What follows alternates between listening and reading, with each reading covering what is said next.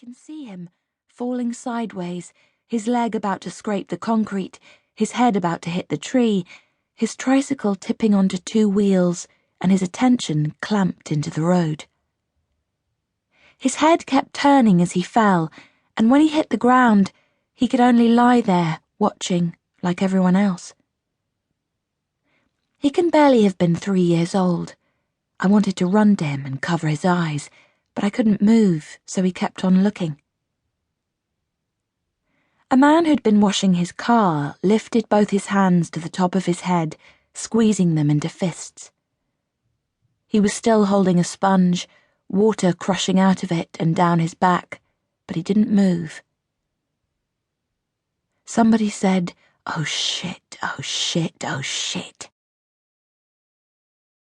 But mostly there was this moment of absolute silence. Absolute stillness. It can't actually have been like that, of course. There must still have been music playing and traffic passing along the main road, but that's the way I remember it, with this single weighted pause, the whole street frozen in a tableau of gaping mouths. And the boy from number 18, moving through the locked moment like a blessing. It seemed, or at least it seems now, that everything else was motionless.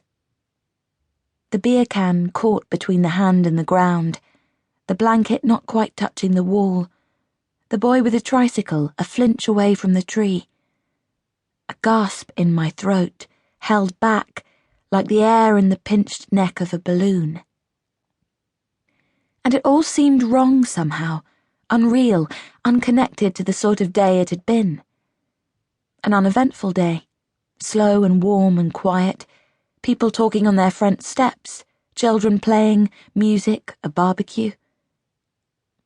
I'd been woken when it first got light by the slamming of taxi doors, people I knew at number 17 coming back from a long night out and trailing slowly down the street. I hadn't been able to get back to sleep. I'd stayed in bed and watched the sun brightening into the room, listened to the kids running outside, the familiar rattle of the boy's tricycle. Later, I'd got up and had breakfast and tried to start packing. I'd sat on the front step and drank tea and read magazines. I'd gone to the shop and talked briefly to the boy at number 18. He was awkward and shy, and it didn't make sense that he would be the one to move so instantly across the street. It rained towards the end of the afternoon, suddenly and heavily, but that was all. There was nothing else unusual or unexpected about the day. And somehow it seems wrong that there wasn't a build-up, a feeling in the air, a premonition or a warning or a clue. I wonder if there was, actually, if there was something I missed because I wasn't paying attention. The silence didn't last long. People started rushing out into the street, shouting, flinging open windows and doors. A woman from down the road ran out towards them and stopped halfway, turning back, shaking her hands in front of her face. The man up the ladder made a call on his mobile before climbing down and leaving the last frame half-painted.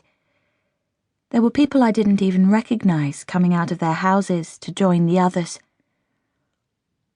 But me and the other girl, Sarah, we just sat there, staring, holding our mouths open. If we'd been closer or younger, we might have held hands, tightly, but we didn't. I think she picked up her beer and drank a little more, and I think I drank as well. I can't remember. All I can remember is staring at the curtain of legs in the street, trying to see through, trying not to see through. After a few minutes, the noise in the street seemed to quieten again. The knot of people in the street loosened, turned aside. People were looking to the main road, looking at their watches, waiting.